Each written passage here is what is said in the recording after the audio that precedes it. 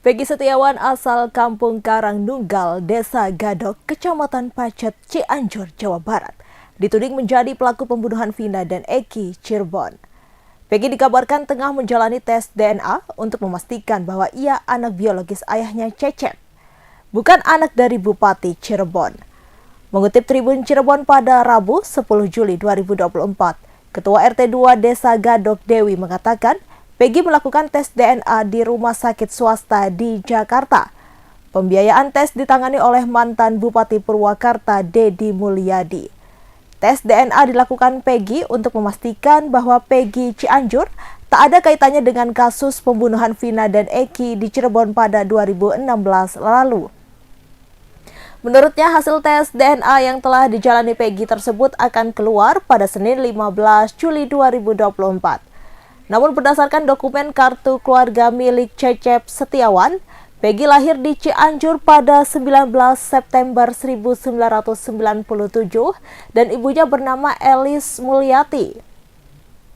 Menurut Desi, sebelum nama Peggy ramai menjadi perbincangan masyarakat di media sosial, Peggy bekerja sebagai tukang ojek malam di Desa Gadok. Sedangkan keseharian orang tua Peggy yaitu bekerja sebagai kuli bangunan.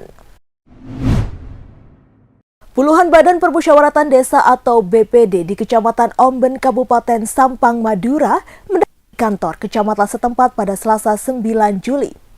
Kedatangan para ketua dan anggota BPD 16 desa dari 20 desa sekecamatan Omben itu ingin menolak evaluasi pejabat kepala desa atau PJKDes yang dilakukan pemerintah daerah.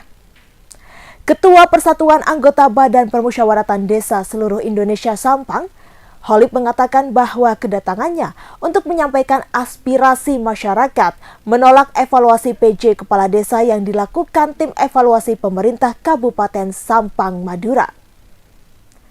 Begitupun dalam proses pergantian PJ Kepala Desa, tim evaluasi tidak sedikit pun melibatkan BPD. Padahal pada dasarnya BPD adalah perwakilan warga di setiap dusun yang ada di desa. Di samping itu, Holib mengaku telah berkomunikasi dengan DPRD Sampang Komisi 1. Bahkan, legislatif berencana memanggil tim evaluasi untuk berdiskusi dengan BPD. Di lokasi perwakilan 16 BPD di Kecamatan Omben menyerahkan surat penolakan kepada pihak kecamatan, di antaranya BPD dari Desa Omben, Madulang, Kamondung. Kemudian BPD Desa Jerenguan, Rongdalem, Sogian, Tamba, Karangnangker, Napolau, Gersempal, Pandan, Karanggayam, Kebun Sareh, Angsokah, dan Desa Meteng. Menanggapi hal itu, Camat Omben Didi Adi pribadi menyampaikan rasa terima kasih karena telah peduli untuk menyampaikan aspirasi masyarakat. Bahkan, ia berjanji surat keberatan yang diterima dari 16 BPD secepatnya akan diserahkan kepada pemerintah Kabupaten Sampang, Madura. Ibunda aktris Salsabila Adriani membongkar fakta pernikahan putrinya dengan aktor Ibrahim Rishad sudah direncanakan sejak tahun lalu dan membantah tudingan digelar secara mendadak. Seperti diketahui, Salsabila Adriani telah resmi menikah dengan Ibrahim Rishad pada Minggu 7 Juli 2024 lalu. Pernikahan Salsabila Adriani dengan Ibrahim Rishad dinilai begitu mendadak lantaran keduanya tak pernah sekalipun mengumbar hubungan di hadapan publik. Kendati terkesan mendadak di mata publik, persiapan pernikahan Salsabila Adriani dengan Ibrahim Rishad rupanya sudah dilaksanakan sejak 1 tahun belakangan.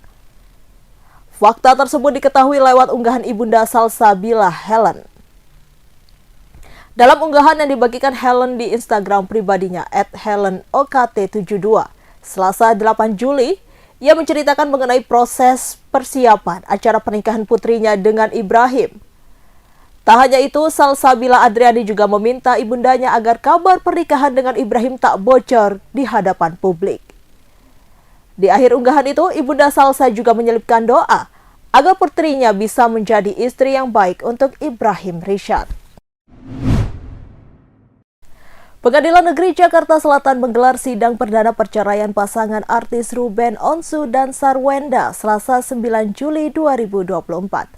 Dalam sidang perdana itu, Ruben dan Sarwenda sama-sama tidak hadir.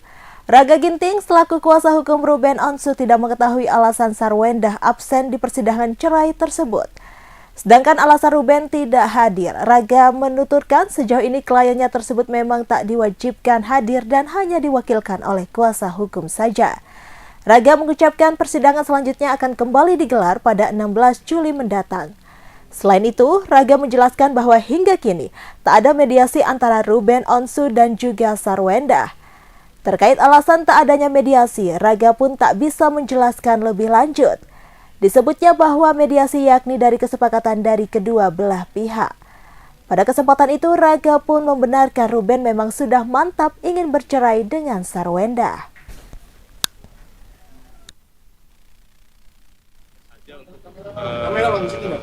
Minggu depan itulah pemanggilan kedua terhadap penggugat dan tergugat. Minggu depan Agenda sidang hari ini pemanggilan terhadap para penggugat dan tergugat, dan kami dari penggugat dan dari panggilan pertama dan tergugat tidak hadiri persidangan hari ini. Alasannya apa Bang tidak hadir ke Untuk alasannya kami tidak mengetahui kenapa mereka tidak hadir. Hanya saja kami mematuhi panggilan pengadilan untuk menghadiri sidang hari ini. Bang, tidak hadirnya itu meyakinkan artinya untuk benar-benar untuk berpisah atau kayak gimana Bang? Untuk hal itu saya kurang paham, tapi karena memang harusnya dihadirkan, hanya saja tidak hadir itu saya tidak tahu alasannya kenapa. Untuk Bang Ruben, Bang Raga, untuk Ruben sendiri ketidakhadirannya mungkin? Sampai saat ini majelis belum meminta prinsipal untuk hadir di sini, hanya masih ada standing dari kami sebagai kuasa hukum. Berarti sidang ke depan akan diwajibkan hadir?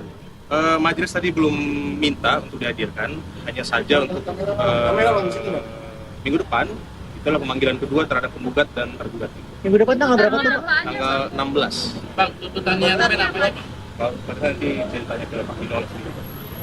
Alasannya apa?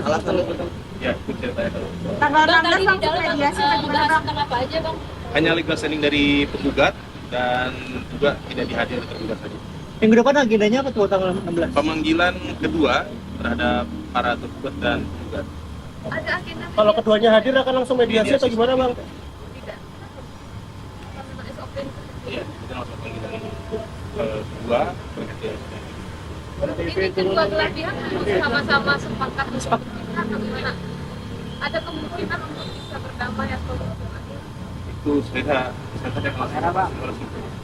Berarti ini udah resmi, berarti ini bukan apa yang tidak hadir, apa yang mediasi ini udah sepakat dari dua belah pihak antara Ruben dan juga Sarwendah. Ya, jadi memang terkait dengan mediasi tersebut saya memang kurang paham karena kenapa memang kita telah mengajukan gugatan ini memang kita ingin berpisah. Mantan Bupati Purwakarta yang kini menjadi anggota DPR Republik Indonesia Deddy Mulyadi dan tim kuasa hukum 7 terpidana kasus Vina Cirebon menyambangi Bareskrim Mabes Polri untuk melaporkan Aib dan Dede pada Rabu 10 Juli. Diduga Aib dan Dede memberikan kesaksian palsu terkait kematian Vina dan kekasihnya Eki di Cirebon, Jawa Barat pada 2016 silam. Kesaksian Aib dan Dede itulah yang diduga mengakibatkan polisi menangkap 7 terpidana kasus Vina. Deddy Mulyadi dan tim kuasa hukum yakin 7 terpidana kasus Vina tidak bersalah. Menurutnya, Aib dan Dede memberikan kesaksian palsu secara tertulis maupun lisan terkait kematian Vina. Dalam kesempatan itu, Deddy Mulyadi mengungkap adanya kepentingan tertentu hingga akhirnya Aib dan Dede diduga memberikan kesaksian palsu di hadapan polisi. Selain itu, Deddy juga mencurigai aksi Aib dan Dede yang mencabut kesaksian pada 2016 silam. Aib dan Dede kemudian memberikan kesaksian baru di Polda Jawa Barat terkait kasus Vina. Selain itu, Deddy juga mencurigai aksi Aib dan Dede yang mencabut kesaksian pada 2016 silam. Deddy meyakini 7 terpidana tidak terlibat dalam kematian Vina dan Eki. Karena itu, Deddy mengupayakan berbagai cara agar 7 terpidana bisa bebas dari penjara mengikuti jejak Peggy Setiawan. Setelah bebas, Peggy berencana melaporkan Aib dan terpidana Sudirman ke polisi. Sebab Aib dan Sudirman sempat menyebut nama Peggy dalam proses pemeriksaan. Kubu Peggy berencana melaporkan kedua saksi tersebut atas dugaan pemberian keterangan palsu. Kuasa hukum Peggy, Tony RM, mengatakan kliennya berani melapor setelah 3 bulan mendekam di penjara. Peggy mengaku sudah lama mengenal Sudirman. Keduanya merupakan teman kecil dan sudah lama tak bertemu. Sedangkan Aep, Peggy mengaku tidak mengenal. Peggy bahkan menantang Aep dan Sudirman untuk membuktikan dirinya tidak terlibat dalam pembunuhan Vina dan Eki. Biduan dangdut Nayunda Nabila kembali disebut dalam persidangan lanjutan kasus dugaan gratifikasi dan pemerasan dengan terdakwa ex-mentan Syahrul Yassin Limpo atau SYL.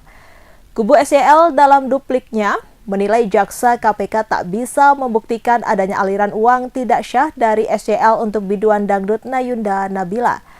Penilaian itu disampaikan penasihat hukum terdakwa SYL Jamaluddin Kodobon dalam sidang penyampaian duplik dari pihak terdakwa di Pengadilan Tipikor Jakarta Pusat Selasa 9 Juli.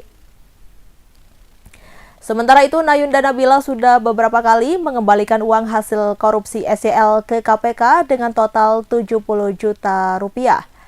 Dalam sidang-sidang sebelumnya, jaksa KPK menyebut Nayunda Nabila turut menikmati uang kementan dari SYL, diantaranya diberi cincin, tas bermerek, diajak makan hingga dibantu membayar cicilan apartemen. Ketika bersaksi di sidang SYL, Majelis Hakim turut mengungkap awal perkenalan Nabila Ayunda dengan SYL. Teranyal jaksa KPK mengklaim punya bukti chat dugaan perselingkuhan SYL, tapi bukti itu tak diungkap dengan alasan KPK tak ingin mencari sensasi. Sementara itu, menurut penasihat hukum Nayunda Nabila selaku biduan dibayar secara profesional sebagai pengisi acara di Kementerian Pertanian. Dengan demikian, jaksa KPK dinilai tidak menghargai profesi jebolan rising star Indonesia dangdut itu. Presiden Joko Widodo telah menekan keputusan Presiden mengenai pemberhentian tidak hormat Hasyim Asyari sebagai anggota KPU. Kepres dengan nomor 73P tersebut ditekan Jokowi pada 9 Juli 2024. Koordinator Staf Khusus Presiden Ari Dwi Payana mengatakan bahwa Kepres tersebut merupakan tindakan lanjut dari keputusan DKPP yang memecat Hasyim Asyari sebagai ketua sekaligus anggota KPU karena kasus asusila. Sebelumnya, Presiden Joko Widodo memastikan bahwa pelaksanaan pilkada serentak yang akan digelar pada November mendatang tetap berjalan dengan baik dan lancar. Hal itu disampaikan Jokowi merespon pemecatan Ketua KPU Hasyim Asyari oleh Dewan Kehormatan Penyelenggara Pemilu. Download Tribun X sekarang, menghadirkan lokal menjadi Indonesia.